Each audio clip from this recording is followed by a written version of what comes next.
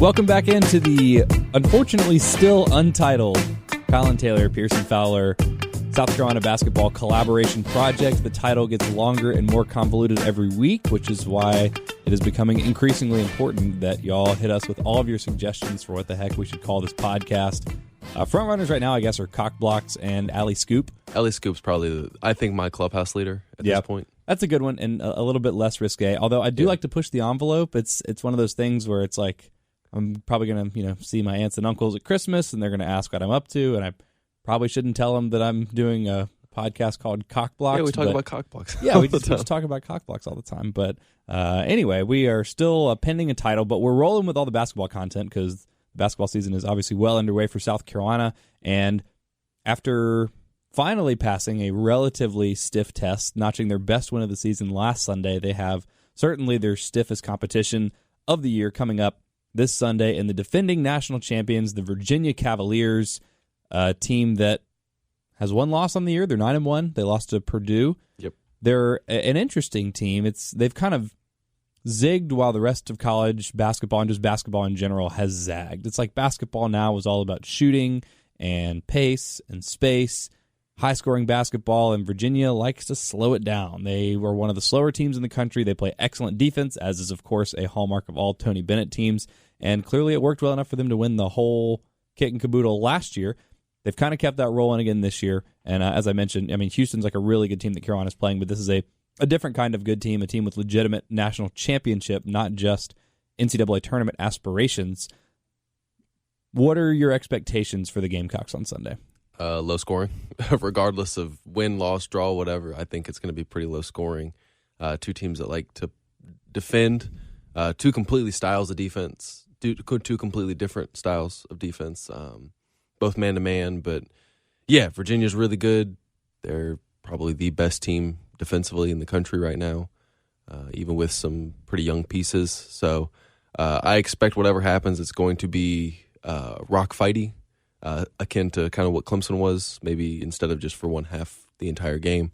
And I don't think Virginia scored more than 65 points in a game, so I think it'll be in that low 60s, high 50s range. It's really interesting. We're going to explore the margins of this game because, as I mentioned, this is obviously the stiffest test for South Carolina. I have no expectation that they will win. I don't have a line on this game. Normally, college basketball lines don't come out till, about 24 hours before the game starts, but ESPN's BPI prediction whatever says that Carolina only has about a 10% chance to win this game, which sounds about right. They only gave Carolina about a 25% chance to win the Clemson game, so those things don't really matter, but just to give you an idea of kind of what the margins in this game are, we are going to explore some ways that South Carolina could prevail in this game, and I guess one of the places we'll start with that is that Virginia doesn't score a lot, and it's for a couple different reasons. I mentioned they play with one of the slowest paces in the country, but interestingly, they're not a terribly efficient offensive team. A lot of times, I guess, or at least in theory, you would say a team that plays slow-it-down basketball is going to be really meticulous on offense. They're going to generate, high-quality looks and just be really efficient so that they can make up for it. But as you mentioned, they've only scored 65 points once this year. That's the most they've scored. Carolina has scored at least 65 points in 9 of their 11 games this season, which is kind of odd. Obviously, it's two completely different teams, and Virginia's a better team and has a better record, and Carolina's scored more points, but they've given up a lot more points. But with that scoring burst, Virginia hasn't played, they've played some good teams. They haven't played all world beaters. They actually do have a common opponent in UMass. Virginia scored, I think, only 58 against UMass in the game. And again, I think that has as much to do with pace as anything. But Carolina has shown scoring bursts against lesser opponents. Is that even actually realistically possible against Virginia? I think so. I think it has to start early. You're playing pretty much the college basketball version of the triple option. So you're not going to get a lot of chances offensively, and you're going to need to make the most of them. With the triple option offense in football, you have to get up early on them and kind of get them out of their game. That's kind of what you have to do against Virginia because they're so good defensively, and they've been downright mediocre to not good offensively this year, that if you can get out to 6-7 point lead on them, they're not going to know what to do half the time just because they don't make shots at a regular clip. Their effective field goal percentage is 47.6, which is not good. They're not shooting the ball well from three. So you're trying to you're going to have to get some points early. And if you do that, I think you like your chances later on in the game, just for it to be close. And Frank Martin teams, we all know, have a propensity to pull out wins late when they're close in the last 4 or 5 minutes. You have a great piece up on Gamecock Central right now previewing the opponent like you do before all South Carolina basketball games, so we're not going to totally cannibalize that, but you do dig into some of the deeper numbers. I mentioned Virginia playing with one of the slowest paces in the country. Carolina, we've seen the last couple of years play with a little more pace than I guess we're used to from most Frank Martin teams, but what is actually the difference in the pace of these two teams? I mean, it's night and day. I'm looking at the numbers here. South Carolina's average possession length is 15 seconds, whereas Virginia's is 21, almost 22. So they milk every last bit of clock they can, and that limits what they can do offensively. That's why you don't see them shooting the ball well, because they don't, if they get off to a slow start, that's why you don't see them score many points. Whereas South Carolina, it's kind of volume. The more shots you throw at the rim, the more chance you have of them going in. So I think South Carolina's going to want to push the pace a little bit. I think they're going to try to get Virginia out of their game by mixing up some defensive styles to try to force some turnovers, get some runouts. And you're going to see two teams that are similar in styles, but South Carolina is going to want to play to their extreme in terms of fast tempo just to speed Virginia up and try to get them. If you can get them out of their game a little bit and moving them a little bit faster, then they're going to start taking shots with 18 seconds left, 15 seconds left in the shot clock, whereas instead of trying to milk it for all that it's worth.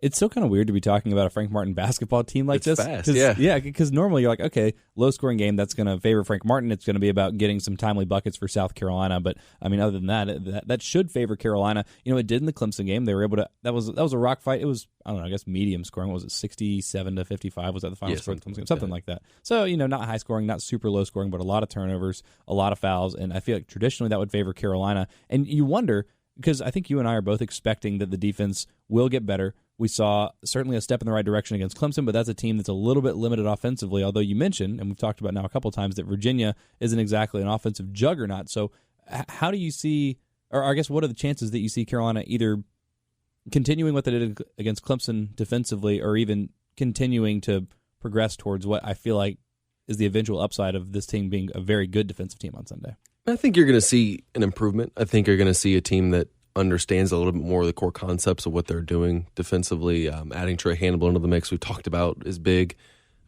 Getting more minutes from Mike Kotsar and Keyshawn Bryant and Justin Minaya. I think the defense is going to be not drastically improved, but you're going to start to see incremental improvements until you get into conference play before they reach their full potential. But, yeah, I think that – and then Virginia's not good, so you're probably going to see the metrics look really good for South Carolina in terms of effective field goal percentage against, defensive efficiency in this game, just because Virginia isn't great offensively. Now, I say that, and Virginia's going to go off for like 80 points and hit 15 to 17 three-pointers, but that reverse jinx we're talking about. But I think you're going to see a South Carolina team that's better defensively, and the biggest question, obviously, into this is can they just get to 50 or 60 points, and if they do, I like their chances to win this basketball game.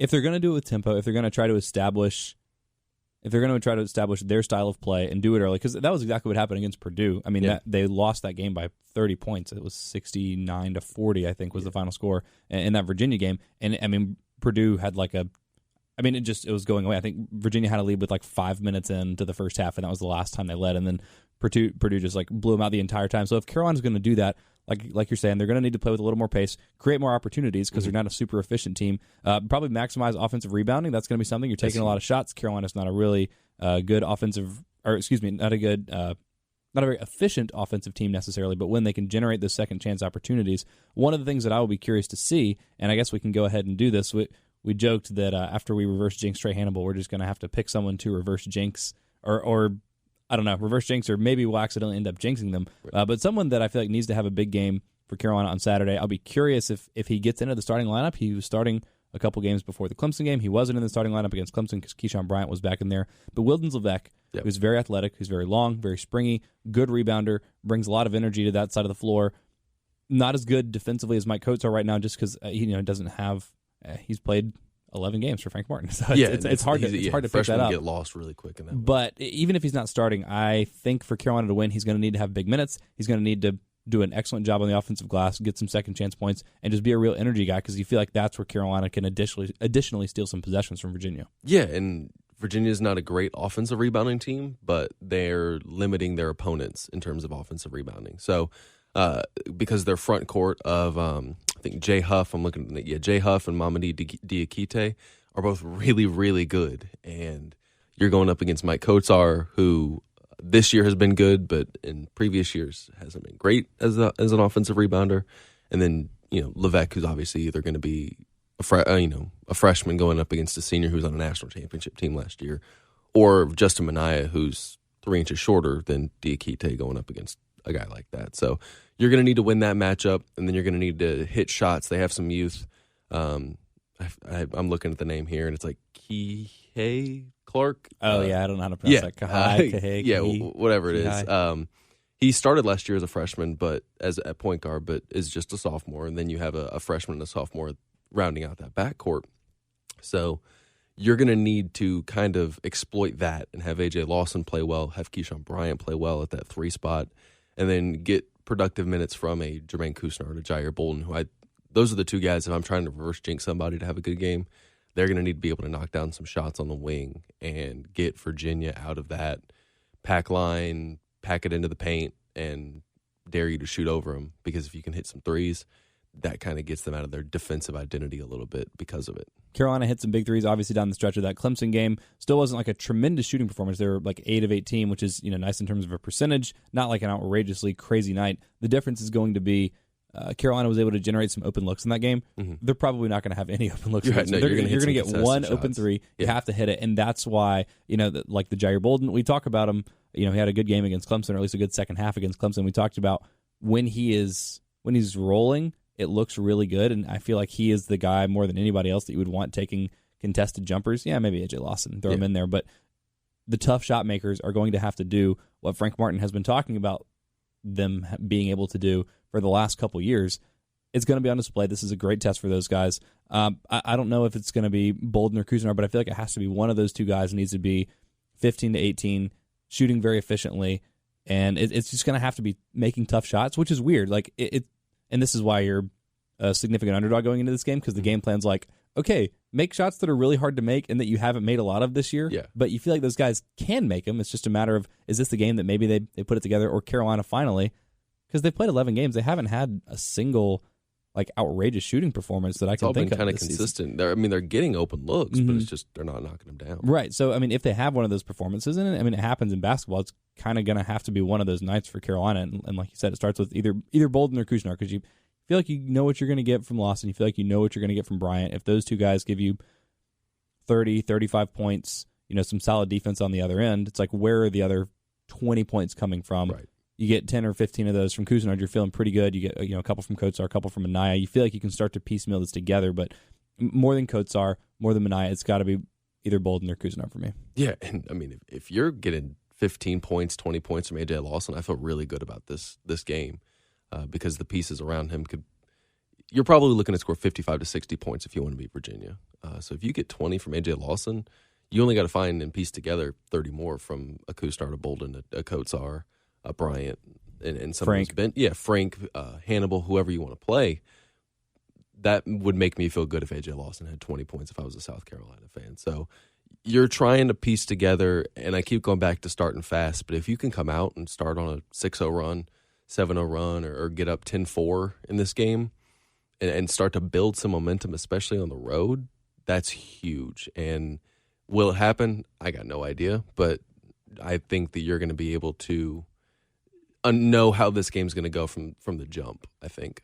The other weird part about that is if Carolina's game plan is going to be to build an early lead and obviously hang on to that, make Virginia try to play from behind, get a little bit out of their comfort zone, kind of, common wisdom there is, okay, you get a lead and then you slow the game down, limit possessions, but that's kind of exactly what Virginia wants to do. And if Carolina does get out to an early lead, it's probably because they're playing with a little bit of a higher pace, maybe getting out in transition, forcing some turnovers, and you kind of don't want to get away from that game plan, but on the other hand, it feels like you got to be careful, with any kind of lead on the road against a team of this caliber. So if that does happen, if that does come to fruition, that, like you said, Carolina gets out to a 12-5 kind of lead, I wonder what direction they go, if they try to double down, limit possession, shorten the game, again, conventional wisdom, or if they just keep leaning into their style. And it's just, there's no right answer with this. Mm-hmm. I'm generally someone that, in all sports, I don't like getting conservative when if you have a lead. If it ain't broke, don't fix it. Yeah, exactly. But this seems like the kind of game that could totally happen, and then Virginia creeps back into it. And I mean, there's a reason that they're a really good team because they can also impose their will at any given time in terms of the pace of the game and things like that. So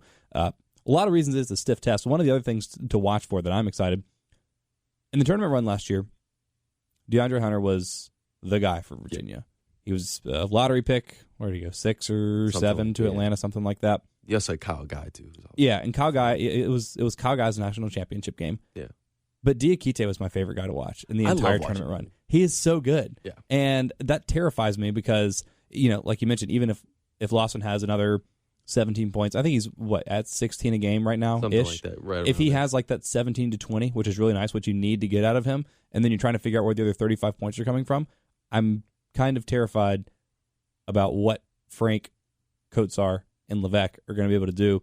That's why I'm kind of looking to Levesque because it feels like his points, his opportunities are going to come off of second chances, but just like dumping the ball in the post, like Frank has some flashes, he's got a nice move.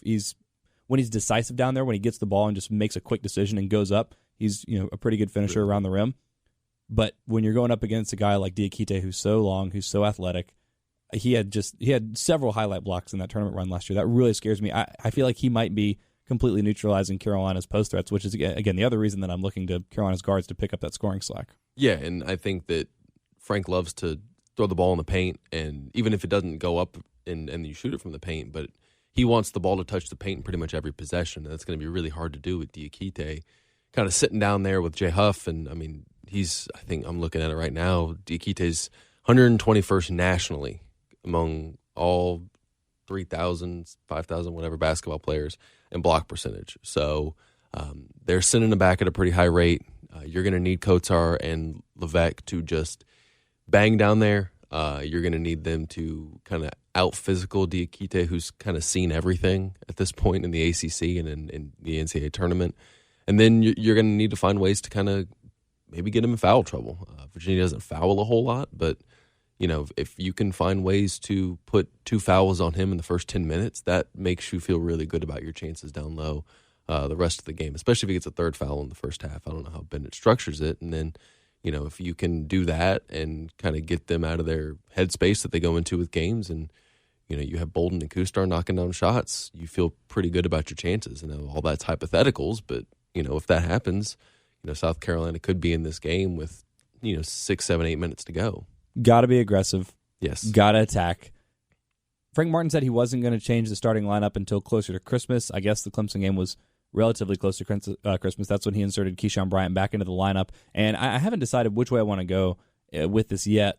And I think I know. I think it's going to be the exact same starting lineup that we saw against Clemson. But just to bring it back to Levesque, I don't think he's going to be in the starting lineup because I think they like Bryant and allowing Minaya to play the 4. And there is value to having Kotsar, who is a veteran guy and who's been playing very well this year, very consistently well. I don't know what his averages are, but he's probably like 9 and 6 on the year, and it's been very consistent. It's not like, was it last year or 2 years ago that he scored 25 against Mississippi State, and then it took him like 5 more games to get to a total of 25 that was points? last year. Yeah, the Mike Kotsar game. Yeah, the Mike Kotsar game, and then the next 5 games combined, I don't know if he had 25 points. No. It's been very consistent. You've been able to rely on him, but again, just to go back to Diakite, he's not going to be able to match up with that athleticism. I think Diakite is probably going to eat Mike Kotsar's lunch, and I wonder if Frank Martin tries to get out ahead of that and just tries to get a more favorable athletic matchup by putting Levesque in there, or if he's just going to roll with Kotsar. Yeah, and I think that, Mike Kotsar's probably going to start, but I could see Levesque playing some big minutes in the first half, kind of going out there and, based on the strategy, hey, go eat some fouls. That way Mike doesn't get them. We can save him for the second half, kind of what they did with Nathan Nelson a little bit against Clemson. Go out there, and Nathan Nelson had 3 fouls in 4 minutes. Go out there, eat some fouls. I've been watching too much Chris Silva. Yeah, so go out there and do that, and then you save Mike Kotsar for the last 10 minutes of the second half, or first half, and then the second half, obviously. So I could see that to a degree, and I think that this is an offense. Frank touched on it a little bit yesterday. I'm getting my days right, about changing the offense up a little bit. They're still kind of in that mode where they're tailoring this offense to the strengths of the team. And I talked a little bit with Trey Hannibal about that during our freshman availability yesterday, and he talked about them just playing a little bit freer. So you're going to see guys being able to drive and kind of play their styles within the system a little bit, and they're kind of hoping that leads to some more efficiencies. And Mike Coates are obviously a guy to kind of tie it all together, a guy that needs to get some touches, and I think if they can design some plays for him early, get him some open looks off screens or whatever. They like to run that little pick and pop with him on the elbow, hit that jumper, and if he can hit those and get 4 or 5 points in the first 8 minutes, I think you feel good about where his headspace is, and if he doesn't foul, well, then I think you feel really good about that too. The other interesting question in terms of the personnel, I guess without even necessarily delving into specifics, is just generally, obviously Frank played a little more small ball against Clemson. I think the upside of this team is a little more small ball, and if you're trying to play with more pace, just get as many possessions as possible just to try to get to 65, 66, or even 60 points in this game, you probably want to play more small ball, which means more minutes for Hannibal, more minutes for Couisnard off the bench, probably fewer minutes for Frank. Obviously, Jalen McCreary and Micah Henry is obviously not anywhere in the picture. Jalen McCreary, I don't. He didn't play against Clemson. I don't know if he played a couple games ago. Did he play against Houston? Maybe a couple minutes. A couple minutes. He's been kind of absent. But if Carolina also is trying to exploit the offensive glass, try to steal some of those possessions, try to. I don't know if bullying Virginia is necessarily the right way to go. But I wonder if we do see a little more of two bigs with Levesque and Kotzar in this game than we saw against Clemson, just so that Carolina can try to steal some more of those possessions and have somebody in the front court that matches up with Diakite athletically while still having, I guess, Kotzar's steadying defensive presence on the floor. Yeah, I think it'll be interesting to see. I'm always a big fan of if you're playing a bigger team like Virginia is. I think they're top 100 nationally in height and length. Put small guys out there because these bigger guys aren't as fast. Keyshawn Bryant's quick. A.J. Lawson's quick. You kind of see it in the NBA when you play bigger teams. Teams usually go smaller. So I think that's if I was a coach. Now, granted, I don't get paid $1 million plus a year to coach a basketball team, but if I'm going in building a game plan, I'm going small ball.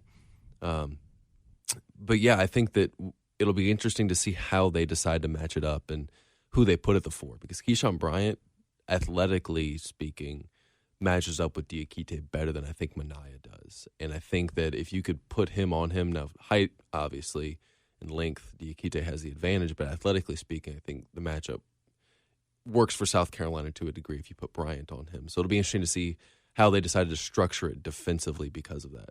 You can probably just see me getting excited on the other side of the table here. I'm going to go over under 6 minutes. What is your prediction? Over under 6 minutes that Carolina will play either Levesque or Kotzar at 5, Bryant at 4, and then some combination of Lawson, Bolden, Hannibal, and Couisnard. Oh, basically, it's over. It's over. It's over? Yeah, sure? I think so because Frank talked a little bit about it at the beginning of the season as he likes playing with that Bolden, Couisnard, Lawson backcourt, and then if you put Bryant in that athletic, he's athletic as hell, and you put him out there, and you have Kotzar as your offensive rebounder, and Bryant as an offensive rebounder. I like that lineup. And I love that lineup. Yeah, I'd be interested to see how it plays against a top 10 team like Virginia, but it can't hurt. All right, let me do one more. Now I'm getting frisky over here. Yeah, this is too much. Over under 3.5 minutes. South Carolina plays Couisnard, Bolden, Lawson, Bryant, Minaya at the 5. You think they go all the way small for this game? No. If they're going to embrace it, I think that's an under. Unless foul trouble hits, I think that's under. Oh, man. I'd probably scream in the press box there at JPJ if that happens because that would be like the ultimate basketball nerds dream right there. Where you just put a bunch of efficient offensive rebounders on the floor. Yeah, that's the Rockets playing PJ Tucker at the 5. PJ Tucker's 6'6", and they're playing him at the 5, and he's banging with whomever. And the difference because you talked about teams doing that in the NBA. The only time that you can't get away with that is when you're playing the Sixers and Joel Embiid, when you're playing the Nuggets and Nikola Jokic, or guys like that. And the thing is, Virginia, obviously, they're really good defensively, and Diakite's a really good player. He is their top scorer. He's scoring 13 points a game, but he's their best player because of what he does defensively and what he does athletically. He's not someone that's necessarily just going to punish a smaller guy in the post. He's not really that kind of player. So you feel like maybe you can get away with even a little bit more of that. Like you said, I don't necessarily expect to see that, but I don't think it's ridiculous to think that lineup, that they could play some minutes of that lineup at some point in the season, even if it's just 4 minutes at a time. Yeah, and I think the biggest problem with that right now is I'm looking at heights and Jay Huff 7'1", who's their starting center. So if you slap Minaya, who's 6'7", on him, it's probably not going to go well because that's almost half a foot height advantage. But now if Jay Huff is out of the game, then I don't see why you couldn't play it if Virginia's going smaller and they're playing Diakite at the 5, and then you got another 6'8" guy, 6'7" guy at the 4.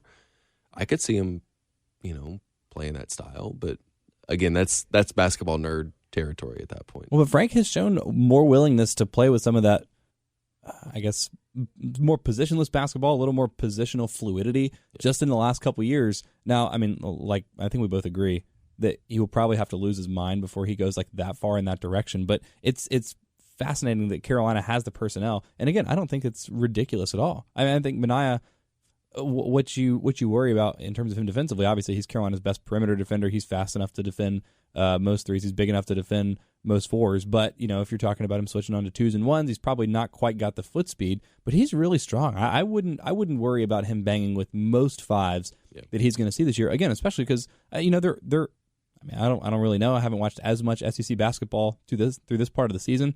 I don't know how many Jahlil Okafor style low post players Carolina's going to play this year, and that's when you would worry about some of those lineups. And they're definitely not facing that in Virginia. I don't know how often they're going to see a guy like that this year. Yeah, and I mean, the SEC is kind of going with Frank Martin. I give Frank Martin a lot of credit. He's mentioned he's pretty set in his ways and how he wants to play, but give him credit. South Carolina's played faster those last 2 years with Lawson and Bryant and all those guys, and they're playing smaller, which is kind of how basketball's going. And I'll give Frank Martin credit for adapting his style to that, and I think the SEC in and of itself is adapting to that. So is it going to be Justin Minaya at the 5 60% of the time? No, but I don't think it's crazy. 3 minutes? Yeah, I don't think it's crazy. Just a little sprinkle in there. Next time I see Frank, I'll talk to him about it. Okay, yeah, ask him about that for me. So this is obviously the best team that Carolina's played this year. They lost to Boston. They shouldn't have. And so they're going to spend basically the rest of the season looking to get a marquee win to sort of balance that out. And then you look at the rest of the non-conference. We did this a little bit on the last podcast, and so I don't want to totally beat a dead horse here, but you go into conference play. Let's see, what are they now? They're 7-4. So you go into conference play 8-5 with losses to Virginia, Houston, Wichita, and Northern Iowa. That's not the worst thing in the world. But when you're looking for that marquee win, I don't expect Carolina to beat Virginia. Right.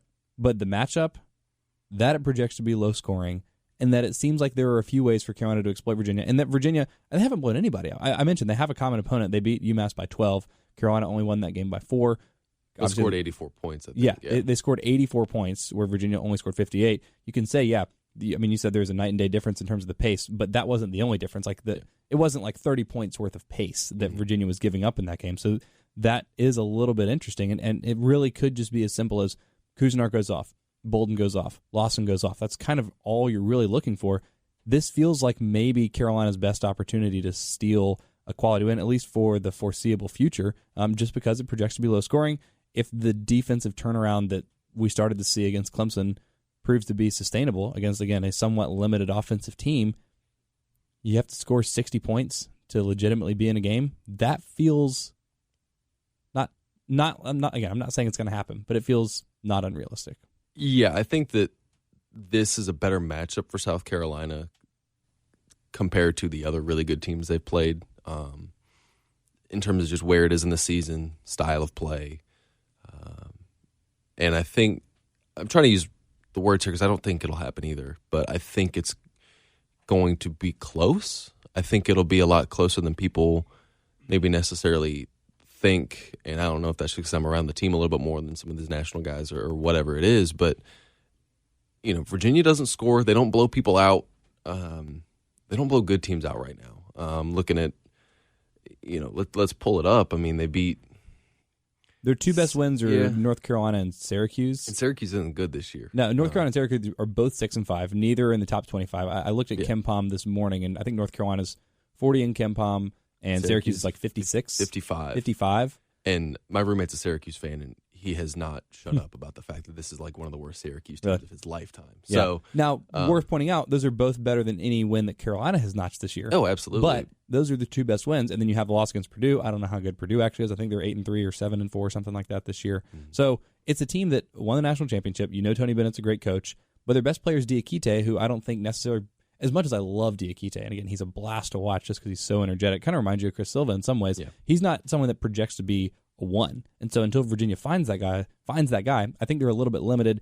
Their defensive prowess, championship pedigree, their coach and Tony Bennett makes them a legit contender always, and that's why they're still a top 10 AP team, and obviously sitting there at 9-1, they do what it takes by and large to take care of business. But there are some limitations. The only way Carolina loses this game embarrassingly is if they score 40 points and it's like 60-40. And that could totally happen because Virginia's great. But like I said, Carolina scored at least 65 in 9 of their 11 games this year. Yeah, and I think the magic number you're looking at here is probably 40% from the field. I think when I was looking at their stats yesterday, only 2 teams have shot 40% or better from the floor against Virginia, which is insane to even think about. But in those games, they beat Arizona State, I think, shot 40.5%, so 40.5% from the floor, and they only lost that game by 3 to Virginia. And then Purdue obviously shot, I think, 45% from the floor and boat-waxed them. I mean, 69-40 I'm looking at right here. You look at their margins of victories against top 100 teams. You beat Vermont by 6. You beat Arizona State by 3. You beat North Carolina by 9. So in South Carolina right now is sitting at 103, so right around that mark. So, and they beat Syracuse by 14, but that was the first game of the year. So it'll be interesting to see how South Carolina, how those offensive changes work, if it's going to happen or not. And I think if South Carolina can come out and shoot, 38 to 40%, that I'm not saying they're going to win, but I think that it's going to be close, and I think South Carolina's going to have a chance late to do something. So this has been a lot of hype, a lot of optimism. I think you and I both liked what we saw from this Carolina team on Sunday. And again, I think this has more to do with the matchup than thinking Carolina is necessarily good enough to beat a top 10 team right now. But what is the worst loss that Carolina can suffer that you would still feel like it was? And this is kind of a weird question because obviously it's all about nuance, it's all about individual performances and the game within the game. But if Carolina loses 60-40, that's not really progress. But if they lose 60-58, that's a good performance against a really good team, and you feel like that is, continuing a little bit of forward momentum, at least moving in the right direction. What's the worst loss that Carolina can suffer where you would still probably feel good about the game afterwards? I mean, if they keep it within 10, I think that's pretty positive. Obviously, like you said, it depends on, how did A.J. Lawson look? How did, Keyshawn Bryant or Jermaine Couisnart or Jair Bolden or Trey Hannibal look? But yeah, if they can keep it and shoot well and get good looks against, a team that doesn't give you a whole lot of good looks, then you feel pretty good about your chances. And I'll kind of equate this to that Michigan game last year where they went up to Ann Arbor against a team that was top 5 in defensive efficiency and was Final Four good last year. And, I'll look up the score, but, they played well in that game, and I think they lost by... I think it was 69-59 maybe?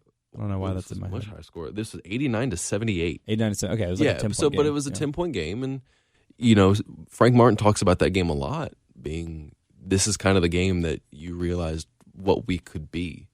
And even though they lost it, they never really got down, and then they lost Virginia by 17 at home. But they kept building a little bit, and I think that this is kind of what that game's going to be.